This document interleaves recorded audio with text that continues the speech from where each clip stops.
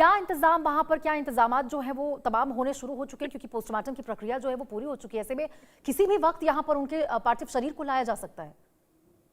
बिल्कुल, जहां तक जो जानकारी मिली है वो पहले पार्थिव शरीर उनका उनके आवास पर आएगा जहां पर हम लोग मौजूद हैं इस समय। उसके बाद यहां से फिर आगे पिपरा घाट के लिए ले जाया जाएगा। हालांकि यहाँ पर जो तमाम उनके रिलेटिव्स हैं, उनके जानने वाले हैं, उनके समर्थक हैं, वो यहाँ पर उनके अंतिम दर्शन करेंगे और उसके बाद जो उनका अंतिम संस्कार है वो किया जाएगा। फिलहाल यहाँ पर अभी देख रहे हैं कि तमाम जो लोग हैं वो पहुंच रहे हैं, तमाम हुजूम यहाँ पर इकट्ठा हो रहा है। उसको देखते हुए पुलिस फोर्स का भी यहाँ पर इंतजाम किया गया है। तमाम तरह से जो ट्रैफिक डायवर्जन है वो भी किए गए हैं। आसपास जो घर के आसपास की जो सड़कें हैं उसको लेकर के बैरिकेड्स लगाए गए हैं। तो फिलहाल इस तरह की जो इंतजाम है वो किए गए हैं। लेकिन देखा जाए तो राजनीति खेमे में काफी दुख भरी खबर जरूर है, क्योंकि आपको बता दें कि अपर्णा यादव जो कि खुद बीजेपी की एक नेता है और महिला आयोग की उपाध्यक्ष हैं, वहीं आपको बता दें कि जो उनके पिता थे यानी मुलायम सिंह यादव, वो सपा से आते हैं, सपा के संरक्षक रहे। तो कहीं ना कहीं ये दोनों पार्टियों में ही ये शोक की लहर जरूर है। जी बिल्कुल जय। और देखिए जय, एक और बड़ी, जब हम टाइमलाइन बता रहे थे इस खबर को लेकर कि किस प्रकार से उनका निधन हुआ,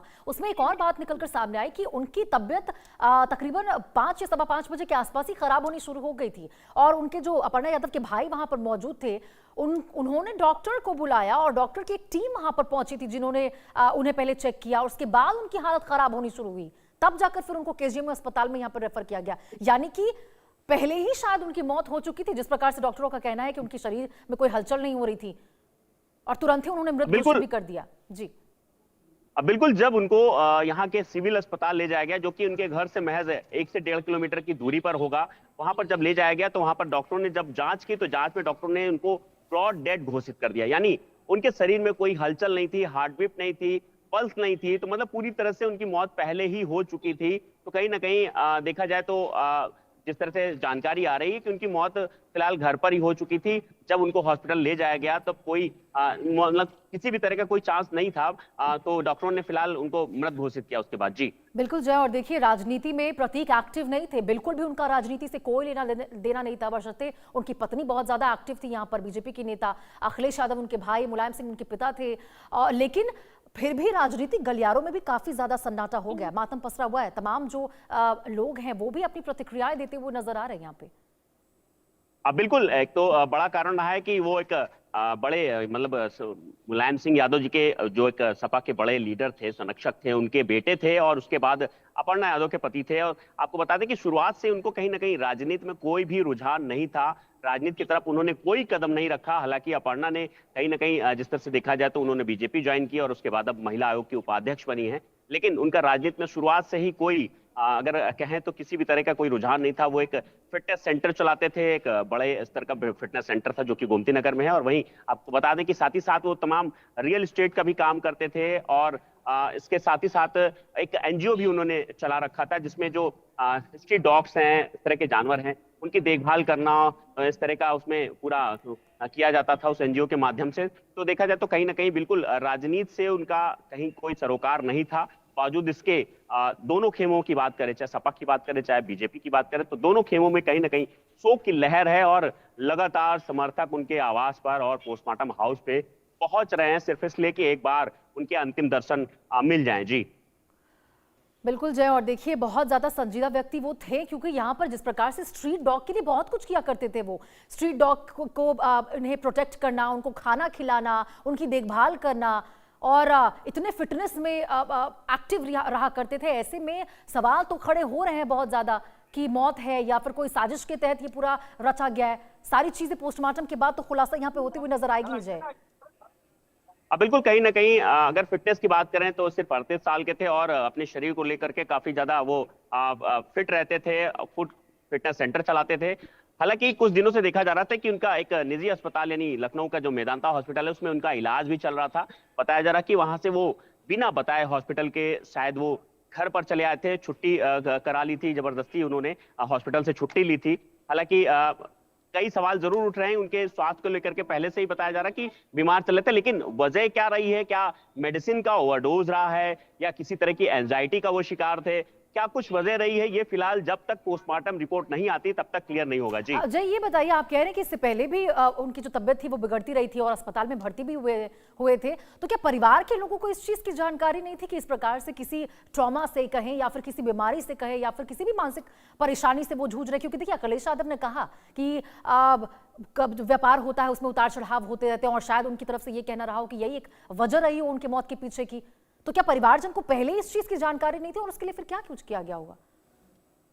बिल्कुल, जिस तरह से देखा जा रहा था उनका इलाज चल रहा था, तो परिवार को तो पता ही था, चाहे वो अपर्णा यादव हो चाहे उनके परिवार के अन्य सदस्य, तो उनको तो पता ही था कि ये बीमार हैं, इस समय उनकी जो हालत है वो सही नहीं है। हालांकि उनको हॉस्पिटल में भी एडमिट कराया गया था।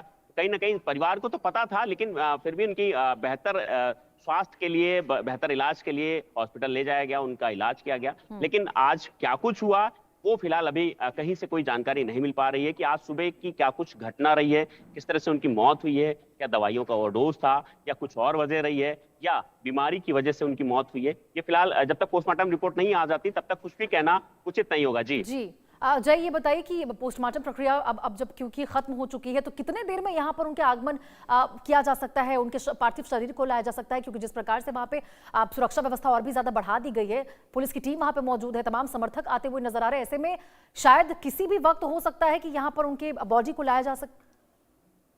अब बिल्कुल, अब कहीं ना कहीं जिस तरह से पोस्टमार्टम की प्रक्रिया पूरी हो गई लगभग, तो अब कुछ ही समय में उनका पार्थिव शरीर उनके आवास पर लाया जा सकता है। जिस तरह से पुलिस की जो चहलकदमी है या यूं कहें कि फोर्स को और ज्यादा रिप्लाई कर दिया गया है, यहाँ पर तमाम एसएचओस की जो मौजूदगी है, तमाम जो अधिकारी हैं वो यहाँ पर मौजूद हैं। तो ऐसे में लग रहा है कि कुछ ही समय में उनका पार्थिव शरीर यहाँ पर पहुंच सकता है। हालांकि यहाँ से अगर हम केजीएमयू पोस्टमार्टम हाउस की बात करें तो थोड़ा सा दूरी है, लगभग 1 घंटे का समय भी लग सकता है वहां से यहाँ तक आने में। तो कहीं ना कहीं जिस तरह से देखा जा रहा है कि यहाँ पर जो चहलकदमियां हैं वो बढ़ चुकी हैं और तमाम समर्थक भी यहाँ पर लगातार यहाँ देख रहे हैं कि बढ़ते जा रहे हैं, आते जा रहे हैं। तो कहीं ना कहीं कुछ ही समय में उनका पार्थिव शरीर यहाँ पहुंच सकता है। जी जय, मैं चाहूंगी एक बार फिर आप जरा बताएं ये बात को, उनके टाइमलाइन को लेकर कि आखिर जब उनकी तबीयत बिगड़ी थी प्रतीक यादव की, उस वक्त उनके साथ घर में कौन मौजूद था और किसने उन्हें अस्पताल पहुंचाया, कौन उन्हें अस्पताल लेकर गए थे जिस वक्त ये पूरा घटनाक्रम हुआ था?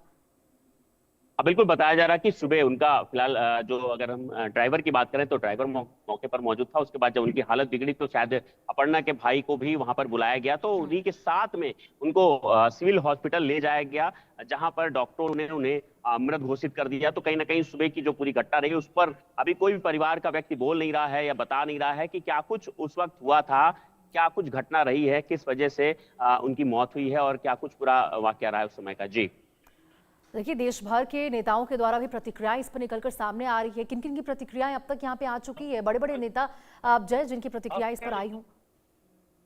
बिल्कुल, आपको बता दें कि सुबह के मुख्यमंत्री योगी आदित्यनाथ ने सुबह ही ट्वीट करके उन्होंने शोक व्यक्त किया था। उसके बाद उनके भाई जो अखिलेश यादव हैं वो पोस्टमार्टम हाउस पर पहुंचे थे, उन्होंने भी वहां पर पहुंच करके पूरी बात बताई। तो कई जो जितने भी राजनीतिक, क्योंकि आपको बता दें कि अपर्णा यादव बीजेपी खेमे की एक बड़ी नेता हैं और वहीं महिला आयोग की उपाध्यक्ष हैं, तो बीजेपी के खेमे से भी तमाम जो बड़े नेता हैं उन्होंने इस पर पूरा शोक जताया है। वहीं अगर हम सपा की बात करें तो सपा में भी वहां पर खुद शिवपाल पहुंचे, जो कि उनके चाचा हैं, वो भी मौके पर पहुंचे थे। तमाम बीजेपी और सपा दोनों खेमे में ही कहीं ना कहीं शोक की लहर, और जितने भी बड़े नेता हैं जिनको भी ये जानकारी मिल रही है वो कहीं ना कहीं इस पर पूरी तरह से शोक जरूर व्यक्त कर रहे हैं। जी देखिए जय, खबरें ये भी आई थी कि दोनों पति पत्नी जो है उनके बीच में जो संबंध है वो कभी कभी खटपट भी होते थे, बाद में वो चीज़ों को सुलझा लेते थे।